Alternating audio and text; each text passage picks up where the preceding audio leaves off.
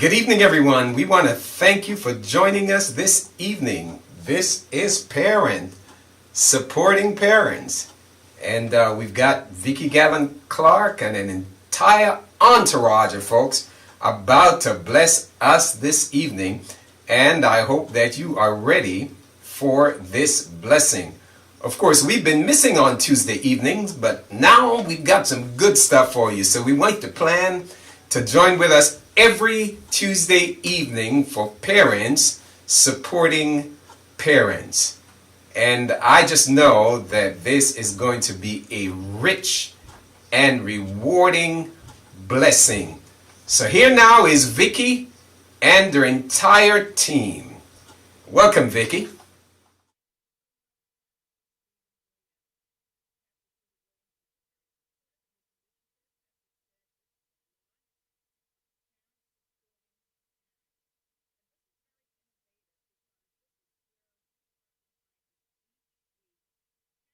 Who are experts in what they do as parents to have transparent conversations with you, other parents.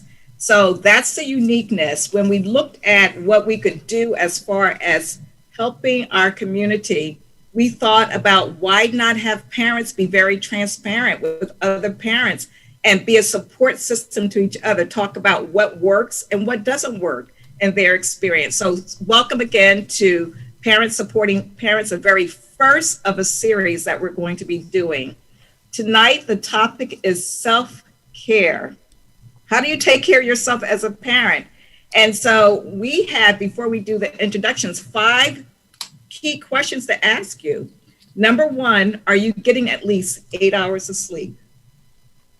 Think about that. Do you prioritize your tasks by not creating a heavy to-do list where you're just overwhelmed? The third one, do you carve at least 30 minutes a day just for you? The fourth, do you have a strong support system that you can turn to when you feel overwhelmed and about to lose it?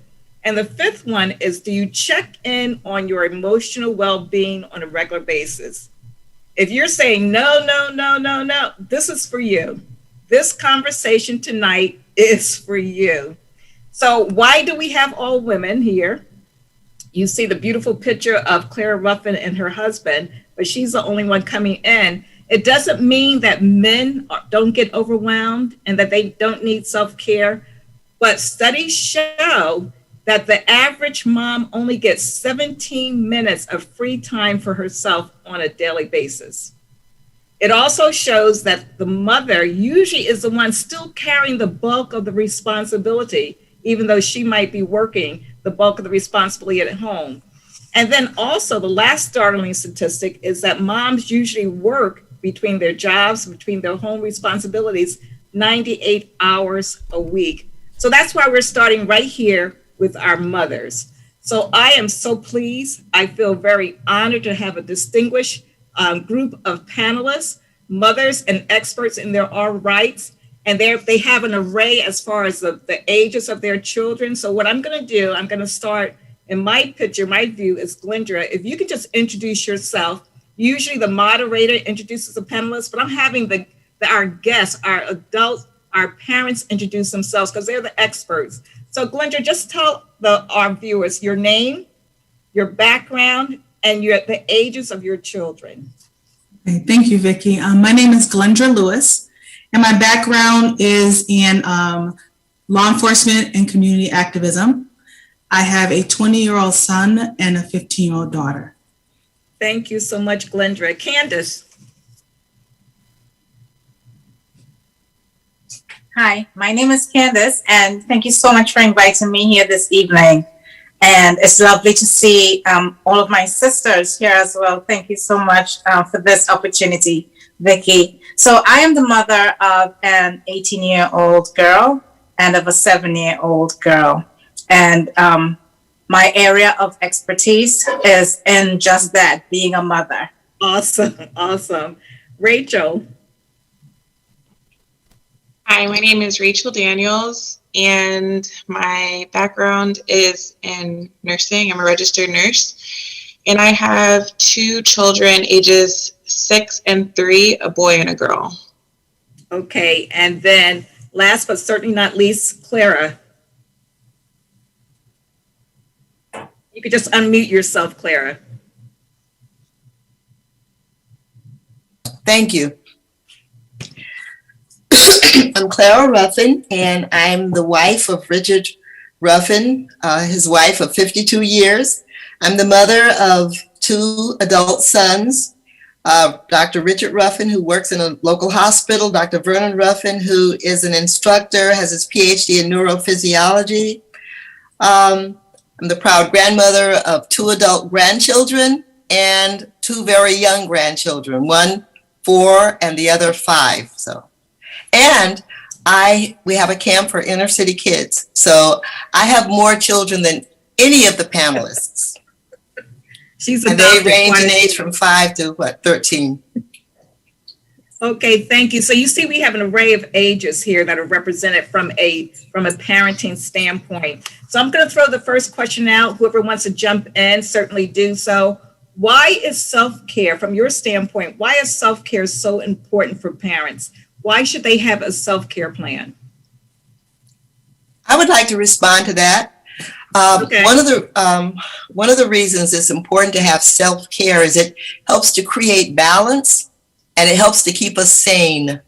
It helps to keep us sane if we can just remember that our presence in the lives of so many others is important. But the balance and the sanity are the reasons. Okay, balance, sanity. Okay, anybody else want to jump in at that question? Why is self-care so important? Candace? I do want to say that self-care for me may not fit the definition of self-care for everyone else, but self-care for me does help me to maintain equilibrium, just like Clara mentioned, balance. And needing equilibrium is very important because I do have to remain emotionally and mentally balanced in order to be the best mom that I can be, in order to not become overwhelmed. I just have to do that. So whatever it is that I choose to be part of my self-care routine, it has to be that at the end of the day, I want to be emotionally stable and mentally stable to be able to deliver the best care as a mom. So you're saying that in order to be able to be an effective parent, you have to take care of yourself from an emotional standpoint, from a balance standpoint. Glendra, Rachel, do you want to weigh in? If I could give, because I'm a visual person, so I would like to give people a vision. Many of us have been on planes before, and the stewardess says she's giving the instructions about the air oxygen that comes from the top, right? And the first thing they say is, parents, you must put the oxygen on yourself before you put the oxygen on your children. And I think that for me, gives a picture as to why self-care is important, because you cannot help your child if you can't mentally, physically, and emotionally breathe. I love that visual illustration. That's excellent. Rachel, did you want to weigh in? Just to piggyback on what everyone has already said, you can't properly give to your child if you do not give to yourself. So basically the same thing. I agree. All right. Now let me ask you something. So we are in the second year of a pandemic. And so even though it may, I heard here in Connecticut that the governor is going to lift off some of the bans and things like that. What have you seen or personally experienced of what this pandemic has done as far as adding stressors? So maybe you've heard about it, you've seen it, you personally experienced. Anyone? Yes, Glendra. Being a mother of a child that battles depression and anxiety, this has been an extremely difficult time for her. And of course, with that difficulty, it became difficult for me. And I have to be honest with you, it wasn't until the pandemic that I made self-care a priority. And because to see what she was going through and realize that her frustrations were becoming mine and I was not responding appropriately, because we've been locked down so much, it made me take a step back and say, you need to practice some self-care. And I think that that's okay for us, the parents, to say that when we're running, we don't know we need self-care. But it's also okay to say, you know what? I'm not responding properly. I need to figure out a way to do that. And I'm going to say the pandemic really magnified that for our household. Thank you for sharing that. I know that just from working in like the hospitals, there's been parents that drop their kids off to the emergency room because they say, you got to do something with them because I'm going to kill myself and them. So depression has, played a huge part in probably stressors that were already there to begin with. And it's just things that, I've seen and heard in the news, kids being abused, and it's just horrible things. But the pandemic has definitely played a huge part in realizing that we need self-care. Wow. Candace, it looks like you were going to say something. Not specifically, but I will interject. We're currently in the middle of graduating high school. And so that throws a completely different ball at us every day. Number one, we're doing school distance learning. And number two, we're looking for colleges. And we're trying to complete all of these assignments. And for my 18-year-old, this has been really rough. For the 7-year-old, it's not that rough because, hey, she just started kindergarten. This thing of being at home and learning from at home, that's her norm, okay? But for my 18-year-old, this has been rough. And it was difficult for her to find coping mechanisms, especially because she's graduating high school. And the things that would have normally been available for her in terms of, okay, we have these workshops, we need to know what we're doing, we need to, plan ahead, be ahead of the game, stuff like that. It became a little more difficult for her. So a lot of the times she would go from a 0 to like a 10 and like, ugh. And I just had to be the one to say, okay, I have to stay balanced for her. Because I remember being in her shoes. I remember what it's like trying to keep my grades up to the very end and trying to finish strong, as she says. And I remember the difficulty and the frustration. So I try to put self-care into my daily regimen so that I could be, the balanced one out of the both of us. You said something that I'm going to come back to. I made a note to myself because you talked about a strategy. So I'm going to come back to that. I don't want to talk about strategies yet because I want to talk about the symptoms of things that we see when we're stressed and overwhelmed as parents. Claire, did you have anything to weigh in before I go to the next question? I don't have little ones in the home, but When you did.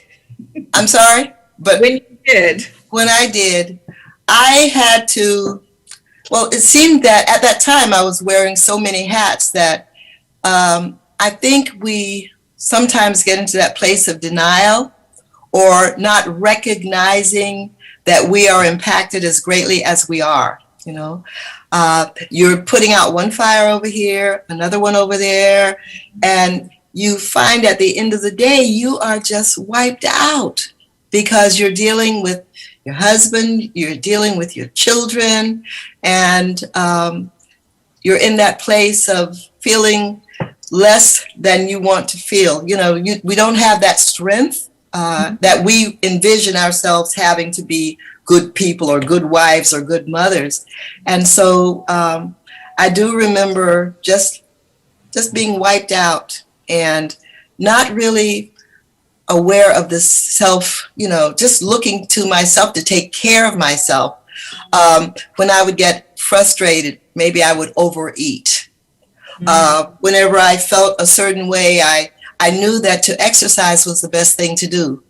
When you're angry or upset or something, just walk around the block or something like that. Didn't feel like it. Just felt blah, but felt inadequate. So I can relate. So I want to talk about those feelings that we feel And Glenda, you actually started sharing some things, some personal things. And one of the things that we did in promoting this forum was that we were going to have transparent conversations. Mhm. So our IT person, it says that the meeting will end in 10 minutes. So I'm just letting you know what that message says. Okay. Okay. Pastor Williams, are you there?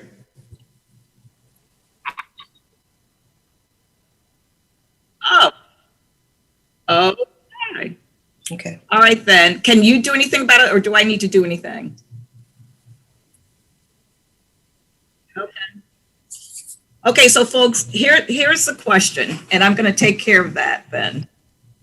I'm not sure why that's on there, but was there ever a time where you just felt, like Claire said, so tired, or you just felt so out of it, where that was like your wake-up call, like, you know what, I have to do something about this, because I don't want to hit that child, or I don't want to shake that child.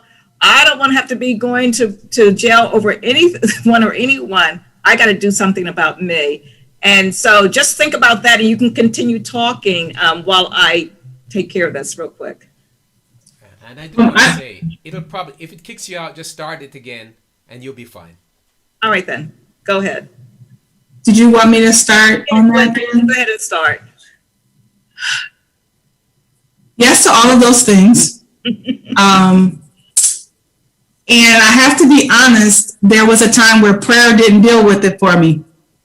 When the things started flying across the room and the doors started slamming and things like that, I literally had to check myself. What is your problem? You know what this is. You're the adult in this situation. You need to deal with this. I mean, with my background in law enforcement, I know what mental illness is until it applies to me.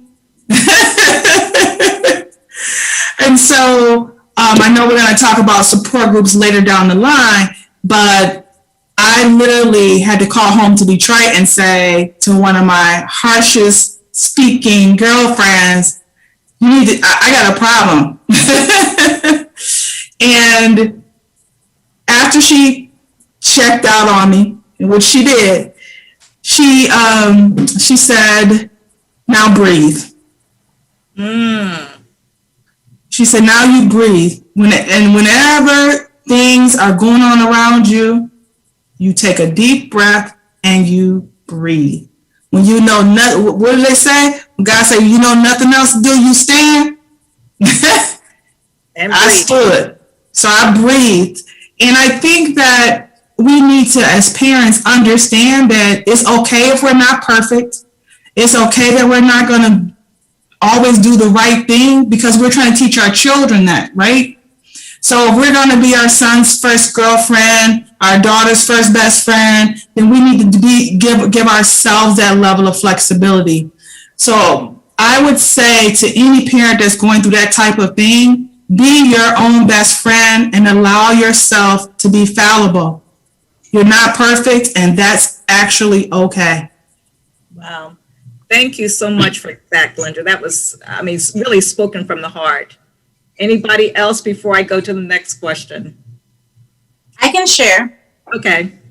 I work remotely, and I work remotely even more so because of the pandemic.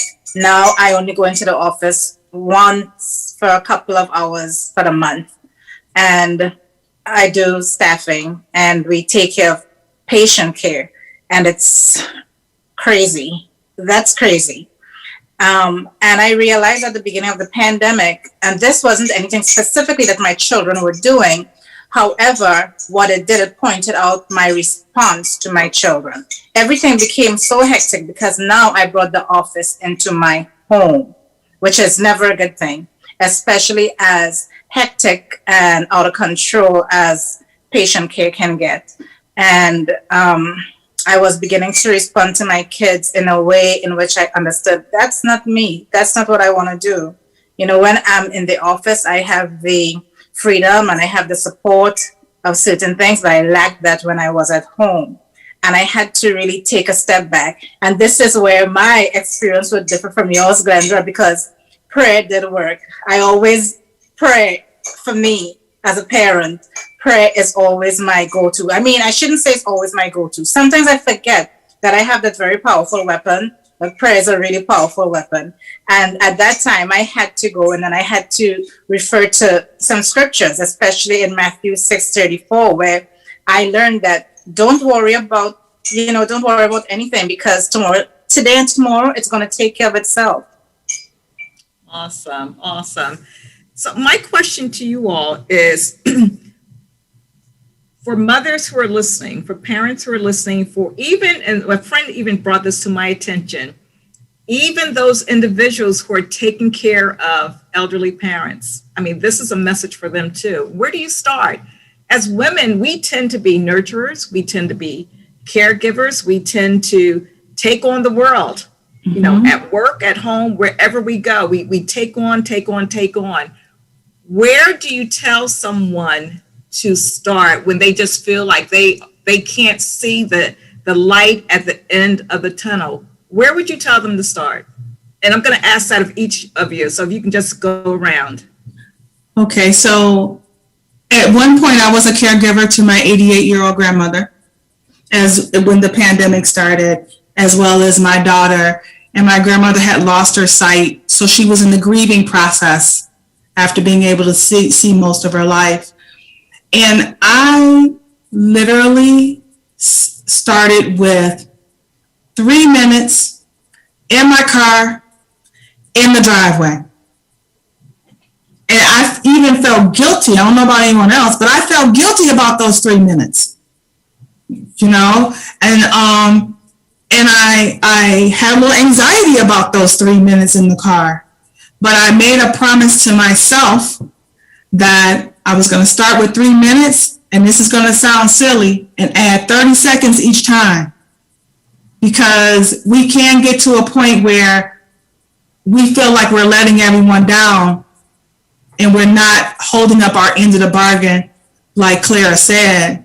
So I say we have to allow ourselves some patience and start with 3 minutes. Just to you. I'm going to put that down. That's a strategy. Start even with 3 minutes. Okay, Rachel, where would you start? Where would you advise somebody to start?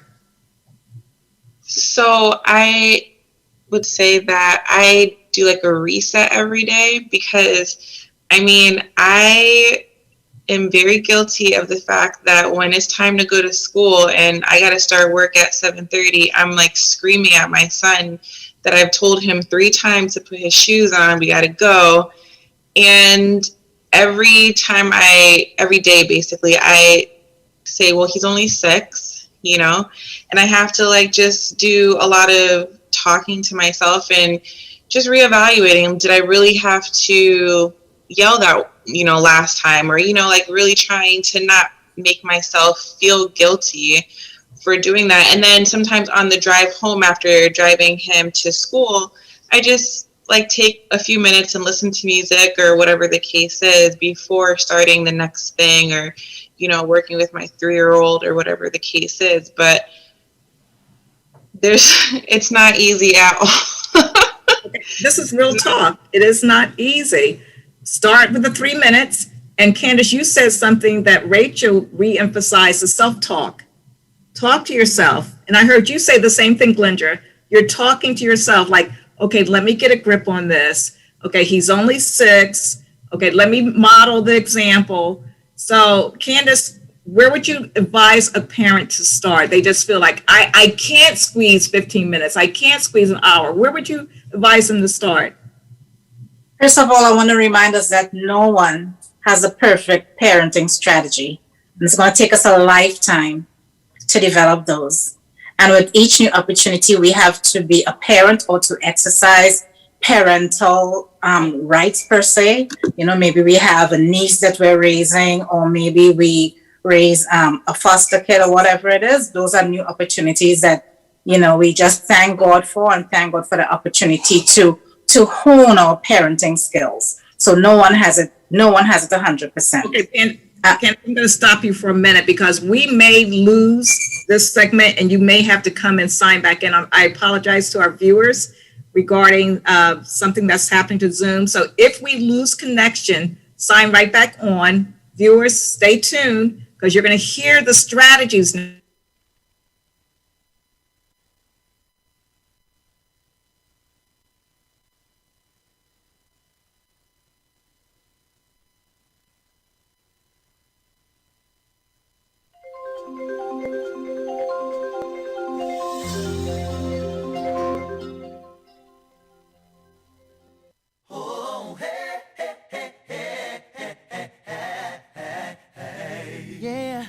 Hi, this is My Prayer Today, and I am your digital storyteller.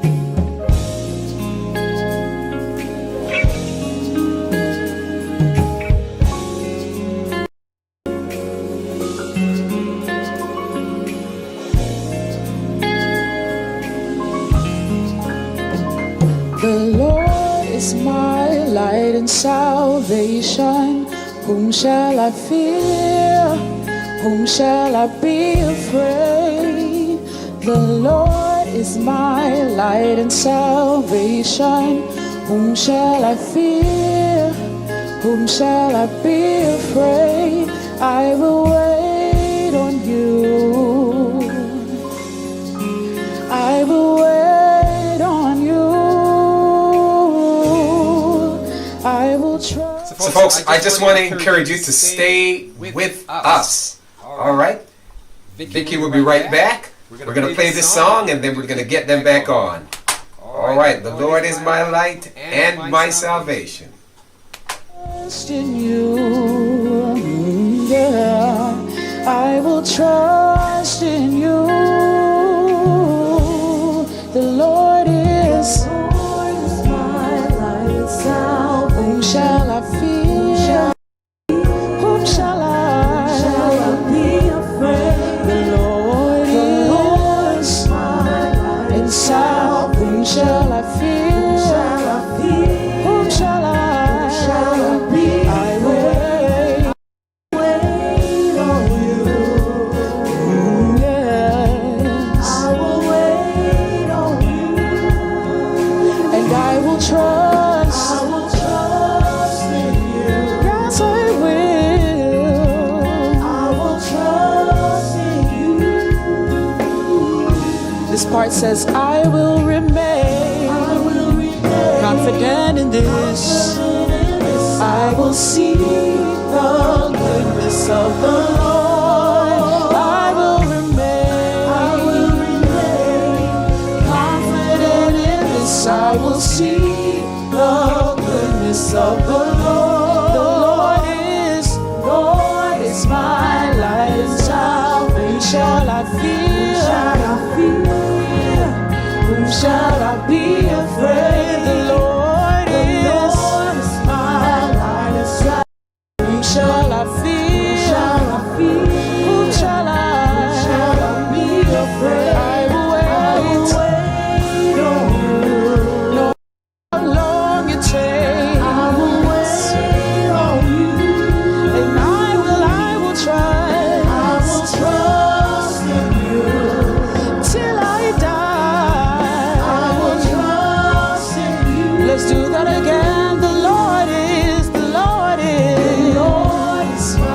light and salvation. Whom shall I fear? Whom shall I be afraid? The Lord is my and salvation. Whom shall I be? I will wait on you. Through everything that happens and through every trial, I will trust in you. Actually, technical difficulties. I've checked and the Zoom is all set. So I'm not sure what it was, but we're so glad that you stayed tuned. We were engaged in a very, very heavy topic about where do you start? You feel overwhelmed. You feel that you don't even have the 3 minutes in the car because your life is that full. So Candace, We've heard from Rachel, we've heard from Glendra. Where would you advise a parent to start? Well, I really cheat. I'm sorry, guys. I really cheat. But I have something that I always invest in, and they're called, and I wish I had them here with me, but they're called tada earphones. And earphones, I have found that they're a very, very good tool to have in that basket of things that you have where you want to cope, where you want to relax, where you want to take yourself down. Where you just want to be able to reset, according to Rachel.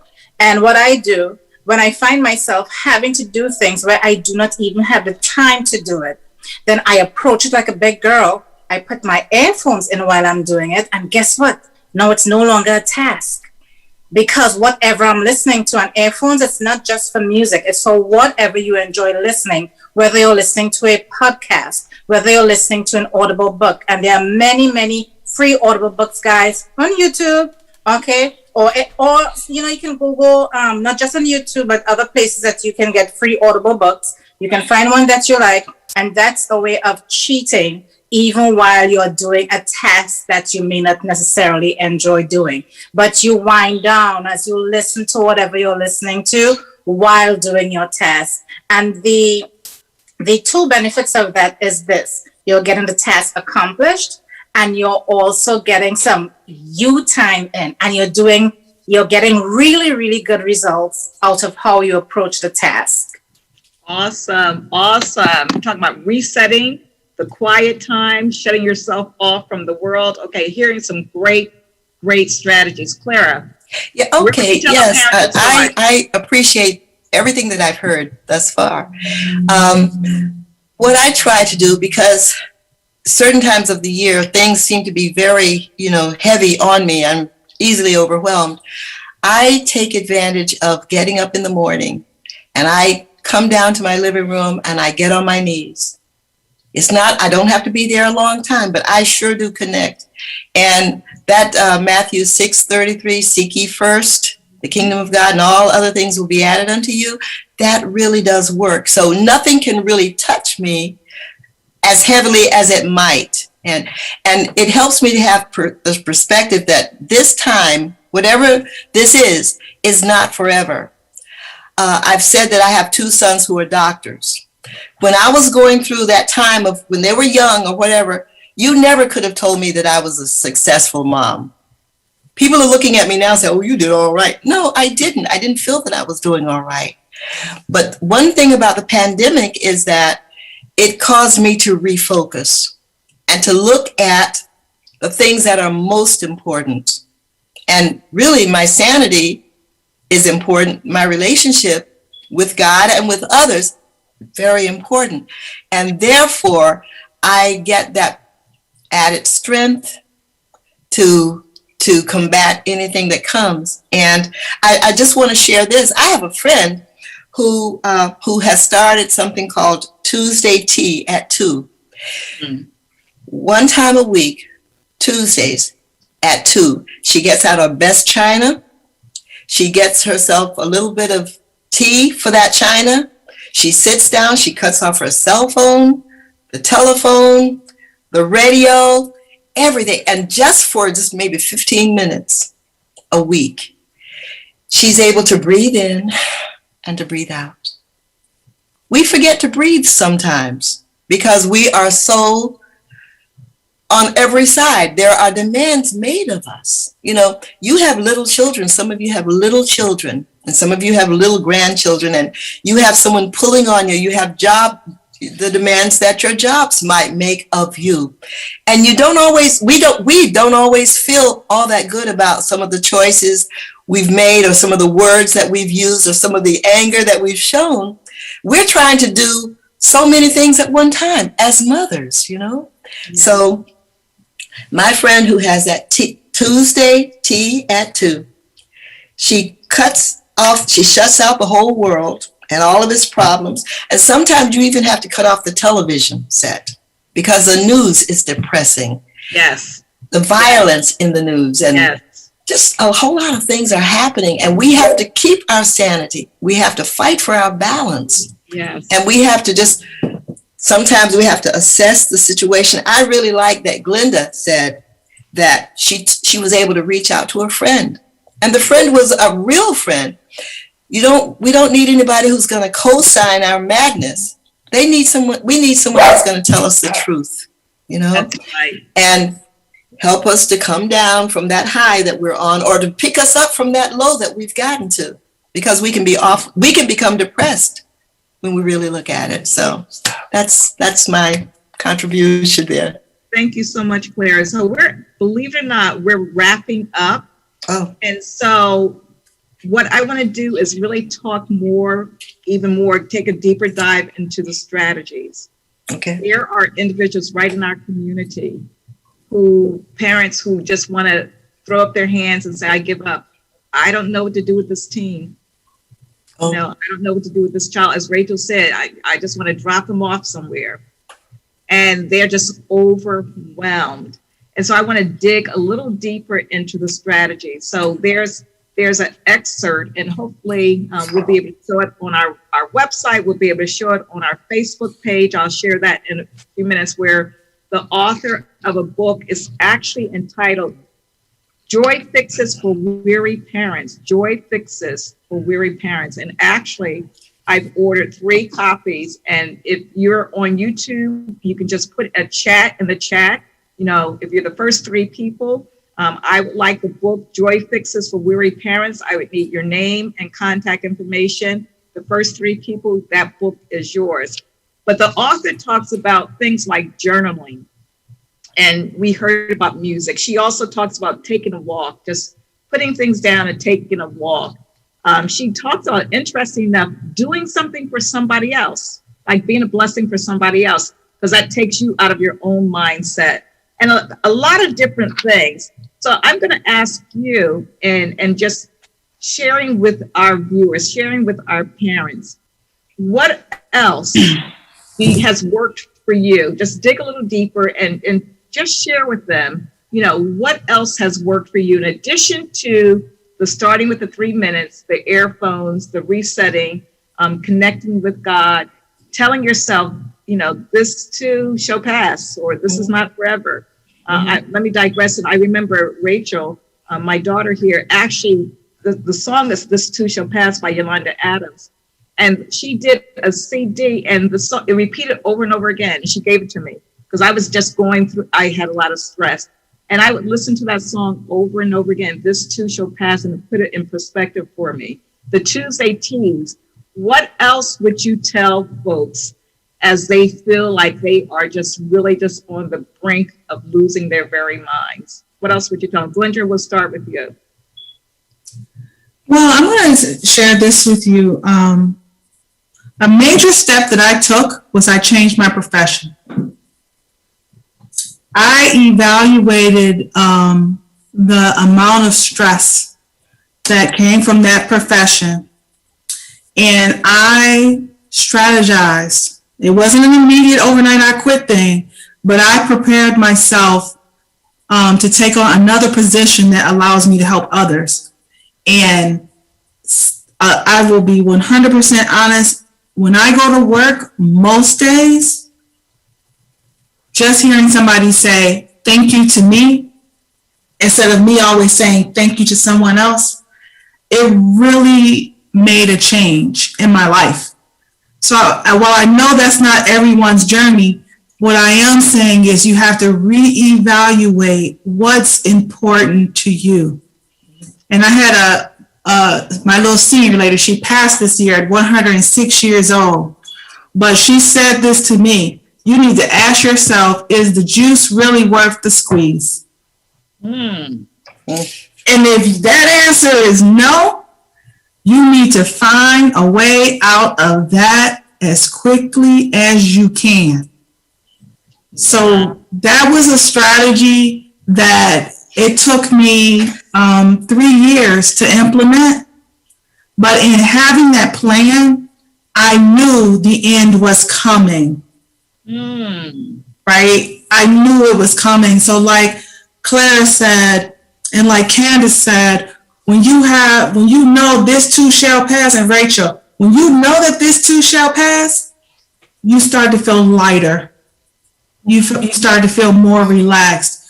So, this is a different conversation, but even toxic people, toxic relationships, toxic words, if people don't pour into you, turn that faucet off, because you are a fountain. Everybody knows how a fountain works, right? It comes out the top, the water goes in the bottom, somebody pouring that water back into you, you're pouring it out. If you're not a fountain in my life, absolutely not. And that was a hard lesson for this 48, almost 49-year-old woman to learn. Get rid of the toxic people and their toxic ideas. Wow. I had to write down, is the juice really worth the squeeze? Me too. Love it, love it, love it. Me too. Okay, so we're going to do a round robin. Rachel, speak to our parents who are just overwhelmed. What else would you tell them? I know a lot of parents who have raised their kids always say, it goes by fast. And that's something that I'm realizing, because my kids are, they're getting older and hitting different milestones. So I always try to think of that, they're not going to be babies forever. They're not going to always need me to tie their shoes, zip up their coat, make lunches. And just putting in perspective with, recent events of, children dying to gun violence and, just anything. So just keeping perspective that it's not as bad as it seems every day. Do I really have to be on time every day for school? We're not super late, but, we don't have to be the first ones there. Do I have to be the first one logged on for, my Zoom work? Or, it's a great point that Glendra said, because if that job or that person isn't suiting you, I agree. Like, I have no issue leaving behind a job, getting rid of, somebody who's really just draining you and taking from you. And you can't get rid of your kids, so you got to get rid of the excess. So I agree. It's not easy. It's not, something that's a cakewalk, but it's necessary, because your current position you're right now could ruin your future later. So it's really important to just, really take that time to step back, reset, let go of dead weight and baggage, and really pour into kids, because we make them, I like the saying that it goes along, I don't have a word for it, but it's basically like moms make their sons who they're going to be. Like, moms have the biggest effect on like their sons, who they're going to be. And that is something that I also keep in mind, because I don't want to pour into my kids negativity, and the first woman that, my son, loves, broke his heart, which would be me. So I wouldn't want, that to ever happen. So just keeping all these things in perspective, not being too hard on yourself at the same time. Nobody's a perfect parent. That's really important. And yeah, just day by day, honestly, and enjoying it, just enjoying it. Right. Thank you so much. Keeping things in perspective. They are going to grow up, and very quickly. So keeping that in perspective. Candace, and then Claire will wrap up with you. I'd like to say that it's really important to just choose your battles every day. And I mean every day, daily. Maybe last night I was able to prioritize for today, but tonight I'm going to have to prioritize differently for tomorrow. So you have to choose your battles daily. How important is really washing the dishes, as opposed to sitting down with your girls or your boys and, just putting in that family time? For us, it's worship time. That's something that we do. It's not my girls look forward to. I mean, they get to fight over me, first of all. And then we get to bond over worship time. The little one, she's learning that she's a worship leader. So she runs for her ruler. As soon as it's worship time, she runs for her ruler and she's like, yeah. And, that's like a fun thing that we do together. And once again, for me, apart from choosing our battles and apart from prioritizing, once again, I'm cheating. I'm multitasking because I'm getting several things done in that one moment. A couple tasks and a couple wind down strategies accomplished. Excellent. Thank you. Multitasking, making it fun is what I heard as well. Okay, Claire. Okay, well, I have appreciated everything that I've heard thus far. One of the things that I would, I had written down something that went along with something somebody else said about avoiding certain people. Don't engage in contentious conversations, needless conversations that will drag you down. The intent is not to change anybody's mind because it's just not going to happen. Because if people have made up their mind, they've made up their mind. Shake the guilt about the things that we don't accomplish or can't accomplish. Just shake it. Try to, and let each, at the end of the day, find a way to cause that thing to just sort of be dispelled. Because, and you had said something about washing dishes. I find that when I wash dishes, I'm able to just focus on that and let some other things go, or when I choose to beautify my dining room table, I'm doing it for me and not for anybody else's eyes. I do some things and I pamper myself. I love going to, and this is what I would say to parents, there must be some things that are hidden deep that you enjoy doing that don't, call for a lot of money or something, but you need some alone time. You need some self time. And if going to a consignment store, yard sale, if you want to buy something or not, you just want to look, you just want to be out, you want to change your environment, that's great. I can go to a consignment shop, buy something really inexpensive, but I'm not going to feel guilty if I want to buy some makeup or a moisturizer or an expensive wig. It's okay. It's just okay. I'm moving forward. The bad thing is in just standing still and being knocked down and not getting up and just feeling kind of helpless, because I think that I'm privileged to be on the panel with you ladies, because you really are world changers if you're changing your children's perspectives. If you're letting them feel the value and see the good, if they're seeing you as a role model, and if they're feeling your love. Finally, I just want to say this, that there's always someone who's in a worse condition. And when Glenda talked about having someone say thank you, sometimes I will just reach out to someone just to pray with them.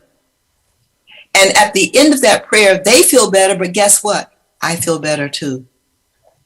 And so in closing, just knowing yourself, to thine own self be true, Thank you so much, Claire. Very befitting words. Don't get into contentious conversations. Don't get dragged down. Do something for you. Pamper yourself.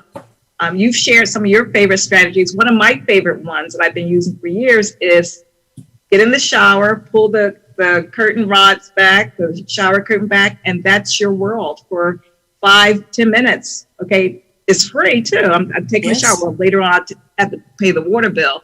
But for the time, it's free. It's a freebie. For me, another getaway for me is sitting under the hair dryer downstairs in my basement. 15 to 20 minutes, I've shut off the world, and that's my time. And then I always tell people, take free 5-minute vacation. So one of mine, and I'm going to share that with you right now, is, can you see that? Where I've changed my virtual background. So right now, this is my retreat. I should have invited you all to the retreat to have this conversation. I'm in the Caribbean, looking out at the water, and, the breeze is blowing on me. So that's therapeutic for me. Okay. So it didn't cost me anything. So I've taken a 5-minute vacation. So folks, you've heard it from Rachel. You've heard strategies from Glendra, from Candace, and Clara. I hope something that you've heard that you can begin with. I hope that you do keep things in perspective, that you do self-talk, that you even start with the 3-minute in the car if possible or on the bus, that you use the earphones, that you reset, that you keep things in perspective, that this too shall pass, and that you keep choosing every day to make it a choice every day. So you heard many things. I'm actually going to add to the list the 25 things that I have from the book, Joy Fixes for Weary Parents. I will post that on the Joy Mission Center's Facebook. So we do have a Facebook page that you can view this again. I will also post it on the HopeSDATV.org, the website there, strategies for taking care of yourself. This has been a very exciting time. Again, this series is the very first of many series that we're going to be doing next week, Tuesday at 6 o'clock. We're going to be, the topic is From Boys to Men. How do you raise Black boys into men? We're going to have another set of exciting panelists who are parents. These are the experts. They're parents. They're going to talk about what worked and what didn't. So please tell your friends, tell your neighbors, anyone that you can think of, that they have to be here Tuesday at 6 o'clock. I thank Pastor Williams for being our technical support team. Again, I thank you, Rachel, Glendra, Candace, and Claire, for a invigorating conversation. If you want the book, Joy Fixes for Weary Parents, please put it in the chat so I can have your name and contact information. I have 3 copies, gift to you. And also, if you would like to contact me directly, why don't you take my information down? It's Vicki Gallon Clark, VICKI, Gallon, GALLON, Clark, CLARK, at gmail.com. Shoot me an email. Let us know what you liked, other topics that you would like to speak in this series. And I'm going to turn it over to Pastor Williams. Pastor Williams? Thank you, Sister Vicki, and thank you to the panel. It was just outstanding. And we look forward to next Thursday. And of course, we want to thank our audience for joining with us. Hope you were as blessed. Next Tuesday. Next Tuesday, not Thursday. Thursday, it's Sister Candace's night. But parenting night on next Tuesday. So God bless you as you go. And we look forward to seeing you then. And again, thanks to the panel. Thanks to the panel. You were just outstanding. Thank you, ladies. Bye-bye. Thank you, Pastor. Bye-bye.